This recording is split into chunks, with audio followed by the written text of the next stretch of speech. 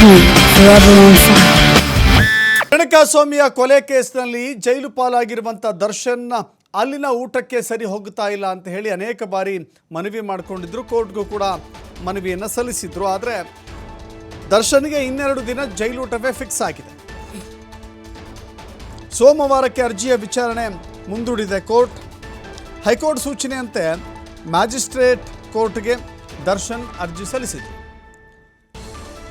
ಜೈಲೂಟದಿಂದ ಜೀರ್ಣಕ್ರಿಯೆಗೆ ತೊಂದರೆಯಾಗಿದೆ ಅಂತ ಹೇಳಿ ತಮ್ಮ ಅಳಲನ್ನು ತೋಡಿಕೊಂಡಿದ್ರು. ಜೈಲಿನಲ್ಲಿ ಕೊಡುವ ಆಹಾರ ಅವರ ದೇಹಕ್ಕೆ ಹೊಂದುತ್ತಾ ಇಲ್ಲ.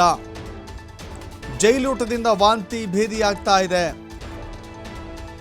ಮನೆ ಊಟ, ತಟ್ಟೆ, ಲೋಟ, ಹಾಸಿಗೆ, ದಿಂಬು ಇಷ್ಟನ್ನು ಕೂಡ ಮನೆಯಿಂದಲೇ ಪೂರೈಕೆ ಮಾಡಲಿಕ್ಕೆ ಅವಕಾಶವನ್ನು ಕೊಡಬೇಕು ಅಂತ ಹೇಳಿ ಮನವಿ ಮಾಡಿಕೊಂಡಿದ್ದಾರೆ.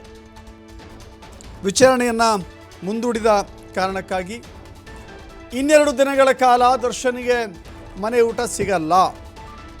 2 ದಿನದ ನಂತರ ಸಿಗುತ್ತೆ ಅಂತ ಹೇಳೋಕ್ಕಾಗೋದಿಲ್ಲ. ಕೋರ್ಟ್ ಅದಕ್ಕೆ ಅನುಮತಿಯನ್ನು ಕೊಡಬೇಕಾಗತ್ತೆ.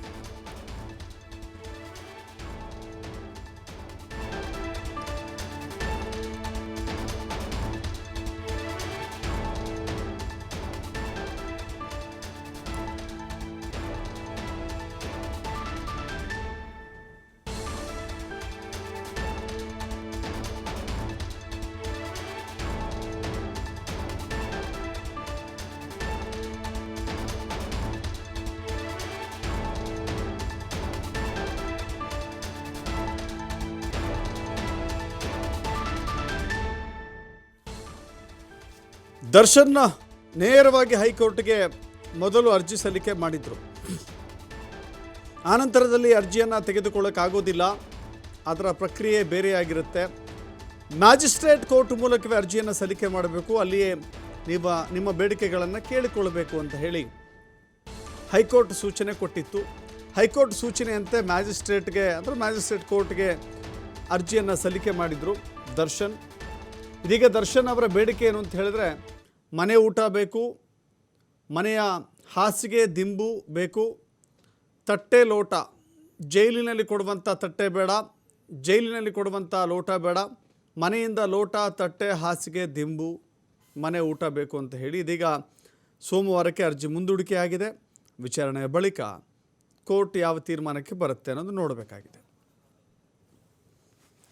ಮತ್ತಷ್ಟು ಮಾಹಿತಿ ನಮ್ಮ ಪ್ರತಿನಿಧಿ ಸಂತೋಷ್ ನೀಡ್ತಾರೆ. ಸಂತೋಷ್, ಇದೀಗ ಸುತ್ತಿ ಬಳಸಿ ಮತ್ತೆ ಮ್ಯಾಜಿಸ್ಟ್ರೇಟ್ ಕೋರ್ಟ್ಗೆ ಬಂದಿದ್ದಾರೆ. ಮ್ಯಾಜಿಸ್ಟ್ರೇಟ್ ಕೋರ್ಟ್ನಲ್ಲಿ ಯಾವೆಲ್ಲ ತೀರ್ಮಾನಕ್ಕೆ ಬರಬಹುದು ಅನ್ನೋದಕ್ಕಿಂತ ಹೆಚ್ಚಾಗಿ ಏನೆಲ್ಲ ವಾದಗಳು ನಡೀಬೋದು ಅಂತೇಳಿ, ಯಾಕಂತ ಹೇಳಿದ್ರೆ SPP ಅವರ ವಾದವೇ ಬೇರೆಯಾಗಿತ್ತು. ಅವರಿಗೆ ಕೊಡಲಿಕ್ಕೆ ಅವಕಾಶವಿಲ್ಲ. ಅಲ್ಲಿನ ಜೈಲಿನ ರೂಲ್ ಬುಕ್ ಏನಿದೆ ಅದರ ಪ್ರಕಾರವೇ ಹೋಗಬೇಕು ಅಂತ ಹೇಳಿ. ಈಗ ದರ್ಶನ್ನ ಕೇಸ್ ಏನಾಗುತ್ತೆ ಅಂತ ಹೇಳಿ ದರ್ಶತೆ ನೇರವಾಗಿ ದರ್ಶನ್ ಪರ ವಕೀಲರು ಹೈಕೋರ್ಟ್ಗೆ ಅರ್ಜಿಯನ್ನು ಹಾಕ್ಕೊಂಡಿದ್ರು. ಆದರೆ ಅಲ್ಲೊಂದಿಷ್ಟು ವಾದ ವಿವಾದಗಳು 2 ಕಡೆ ನಡೀತು. ಈ ಸಂದರ್ಭದಲ್ಲಿ ಈ ಹಾಕಿರುವಂಥ ಅರ್ಜಿ ಏನಿದೆ ಇದು ಅರ್ಜಿ ಊರ್ಜಿತ ಆಗೋದಿಲ್ಲ. ಯಾಕಂತ ಹೇಳಿದ್ರೆ ಕಾನೂನಿನ ಪ್ರಕಾರ ನೀವು ಬಂದಿಲ್ಲ, ನೇರವಾಗಿ ಹೈಕೋರ್ಟ್ಗೆ ಅರ್ಜಿಯನ್ನು ಹಾಕ್ಕೊಂಡಿದ್ರೆ ಇದಕ್ಕೂ ಮೊದಲು ಒಂದಿಷ್ಟು ಕಾನೂನು ಪ್ರೊಸೀಜರ್ಗಳಿರುತ್ತೆ, ಅವುಗಳನ್ನು ನೀವು ಪಾಲನೆಯನ್ನು ಮಾಡಬೇಕು. ಮಾಡಲಿಲ್ಲ ಅಂತೇಳಿ SPP ಅವರು ವಾದವನ್ನು ಮಾಡಿದರು. ಅದನ್ನು ಕೋರ್ಟ್ ಕೂಡ ಪರಿಗಣನೆಗೆ ತೆಗೆದುಕೊಳ್ಬೇಕಾಗುತ್ತೆ. ಯಾಕಂತ ಹೇಳಿದ್ರೆ ಈಗಾಗಲೇ ಆ ರೀತಿಯ ಸಮಸ್ಯೆಗಳಿದ್ದಂಥ ಸಂದರ್ಭದಲ್ಲಿ ಏನು ಈತನಿಗೆ ಮೆಡಿಕಲ್ ಸಮಸ್ಯೆಗಳಾಗ್ತಾ ಇದೆ, ನನಗೆ ಫುಡ್ ಪಾಯ್ಸನಿಂಗ್ ಆಗ್ತಾ ಇದೆ, ನನಗೆ ಇಲ್ಲಿ ಹೊಂದ್ಕೊಳ್ಳಿಕ್ಕೆ ಆಗ್ತಿಲ್ಲ ಅಂತ ಹೇಳಿ ಇವರೇನೆಲ್ಲ ಆರೋಪವನ್ನು ಮಾಡ್ತಾರೆ, ಹೇಳ್ತಾರೆ. ಇದನ್ನು ಹೇಳಿದಂಥದ್ರಲ್ಲಿ ಅದಕ್ಕೆ ಸೂಕ್ತವಾದ ದಾಖಲೆಗಳನ್ನು ಕೊಡಬೇಕು. ಫಸ್ಟು ಅಲ್ಲಿನ ಸ್ಥಳೀಯ ಜೈಲು ಅಧಿಕಾರಿಗಳೇನಿರ್ತಾರೆ ಅವ್ರಿಗೆ ಮಾಹಿತಿ ಕೊಡಬೇಕು, SP ಅವರಿಗೆ ಮಾಹಿತಿ ಕೊಡಬೇಕು, ಮತ್ತು IGP ಅವರು ಕೊಡಬೇಕು. ಒಂದು ವೇಳೆ ಅವರು ಈ 3 ಇವರು ಮನವಿಯನ್ನು ತಿರಸ್ಕರಿಸಿದ್ರೆ ನಂತರ ಇವರು ಕೋರ್ಟ್ ಮೊರೆಯನ್ನು ಹೋಗಬೇಕಾಗುತ್ತೆ. ಕೋರ್ಟ್ ಮೊರೆ ಹೋದರೂ ಕೂಡ ನೇರವಾಗಿ ನೀವು ಹೈಕೋರ್ಟ್ಗೆ ಅಂದರೆ ಅಪ್ಪರ್ ಕೋರ್ಟ್ಗೆ ಹೋಗಲಿಕ್ಕೆ ಸಾಧ್ಯವಿಲ್ಲ, ಮ್ಯಾಜಿಸ್ಟ್ರೇಟ್ ಕೋರ್ಟ್ಗೆ ಹೋಗಬೇಕಾಗುತ್ತೆ. ಅಲ್ಲಿ ಹೋಗಿ ಇವರು ಅರ್ಜಿಯನ್ನು ಹಾಕಬೇಕು. ಅರ್ಜಿಯನ್ನು ಹಾಕಿ ಅದಕ್ಕೆ ಸೂಕ್ತವಾದ ವರದಿಗಳನ್ನು, ದಾಖಲೆಗಳನ್ನು ಕೂಡ ನ್ಯಾಯಾಲಯಕ್ಕೆ ಸಲ್ಲಿಕೆಯನ್ನು ಮಾಡಬೇಕು. ಆದರೆ ಇವರೆಲ್ಲೂ ಕೂಡ ದಾಖಲೆಗಳನ್ನು ಇವರು ಸಲ್ಲಿಕೆಯನ್ನು ಕೂಡ ಮಾಡಿಲ್ಲ. ನೇರವಾಗಿ ಮನೆಯ ಊಟ ಇರ್ಬೋದು, ಹಾಸಿಗೆ ದಿಂಬು ಇರ್ಬೋದು, ತಟ್ಟೆ ಲೋಟ ಇರ್ಬೋದು ಮತ್ತು ಪುಸ್ತಕಗಳಿರ್ಬೋದು, ಇವೆಷ್ಟು ಎಲ್ಲವನ್ನು ಕೂಡ ಕೊಡಬೇಕು ಅಂತ ಹೇಳಿ ಮನವಿಯನ್ನು ಮಾಡಿದ್ರು. ಆ ಸಂದರ್ಭದಲ್ಲಿ